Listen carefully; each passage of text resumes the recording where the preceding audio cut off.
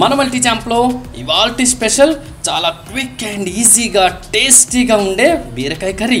అయితే ఈ బీరకాయ కర్రీని చిన్న చిన్న చిట్కాలు యూస్ చేసి మరింత రుచికరంగా ఎలా తయారు చేసుకోవాలో చూసేద్దామా. ఈ బీరకాయ కర్రీ అండి చపాతీల్లోకి అంటే సూపర్ టేస్టీగా ఉంటుంది. కాబట్టి మా వీడియోని జాగ్రత్తగా స్కిప్ చేయకుండా చూసి ఈ బీరకాయ కర్రీని తయారు చేసుకొని ఇంటికి 10 హ్యాపీగా ఎంజాయ్ చేయండి.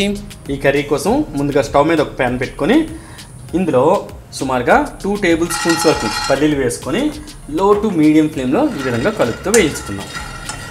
చూసాక ఫ్రెండ్స్ చక్కగా వేగి మంచి రంగు కూడా వచ్చాయి కదా. ఇప్పుడు స్టవ్ ఫ్లేమ్ని ఆఫ్ చేసుకొని వీటిని బాగా కంప్లీట్గా చల్లారిన తర్వాత పొట్టు తీసుకొని రెడీగా పెట్టుకుందాం. ఇప్పుడు స్టవ్ మీద అదే కడాయిని పెట్టుకొని ఇందులో 3 to 4 టేబుల్ స్పూన్స్ వరకు ఆయిల్ వేసుకొని ఆయిల్ కాస్త వేడెక్కిన తర్వాత ఇందులోనే 1/2 టీ స్పూన్ వరకు ఆవాలు, అదేవిధంగా 1/2 టీ స్పూన్ వరకు జీలకర్ర వేసుకొని వీటిని కాస్త చిటపట్లాడిద్దాం.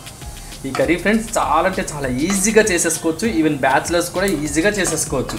ఈ కర్రీ చపాతీల్లోకి అయితే భలే టేస్టీగా ఉంటుంది అనుకోండి. ఇవ్వండి ఆవాలు జీలకర్ర చిటపట్లాడాయి కదా.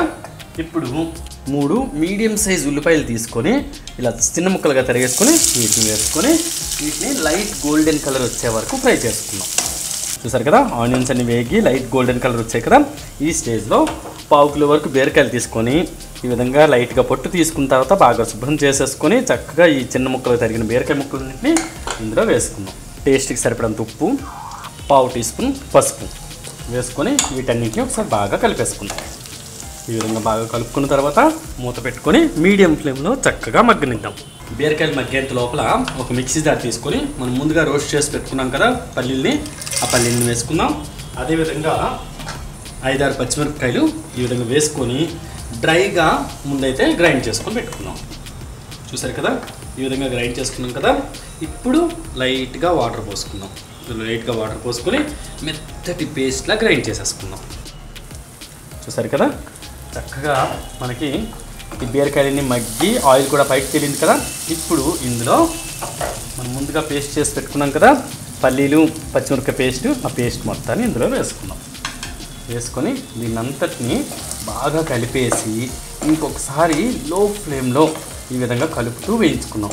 జాగ్రత్తగా మర్చిపోకండి, లో ఫ్లేమ్లో కలుపుతూ వేయించుకోండి. దీని మూలన ఏంటంటే అడుగు అంటుకుంటూ ఉంటుంది. జస్ట్ ఒక 3 మినిట్స్ ఈ విధంగా కలుపుతూ వేయించుకోండి. ఈ విధంగా 3 మినిట్స్ పాటు వేయించుకున్నాం కదా కలుపుతూ.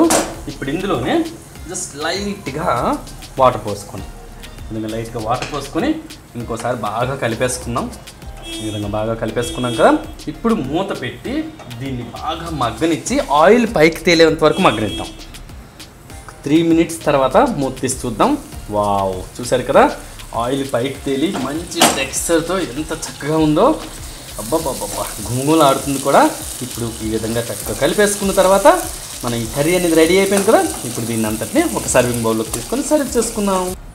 వావ్ చూసారుగా ఫ్రెండ్స్ చాలా ఈజీ టెక్నిక్స్తో చక్కటి బీరకాయ కర్రీని అయితే రెడీ చేసుకున్నాం కదా. మరి మీరు కూడా తప్పకుండా నా వీడియోని జాగ్రత్తగా స్కిప్ చేయకుండా చూసి ఈ టెక్నిక్స్ని ఫాలో అవుతూ సింపుల్ అండ్ ఈజీ టిప్స్తో టేస్టీ బీరకాయ కర్రీని తయారు చేసుకొని ఇంటికి 10 హ్యాపీగా చపాతీలతో ఆస్వాదించండి. అలాగే ఈ కర్రీ తయారు చేసుకున్న తర్వాత మీకు ఎలా కుదిరిందో కూడా మా కామెంట్ సెక్షన్లో తప్పకుండా తెలియజేయండి.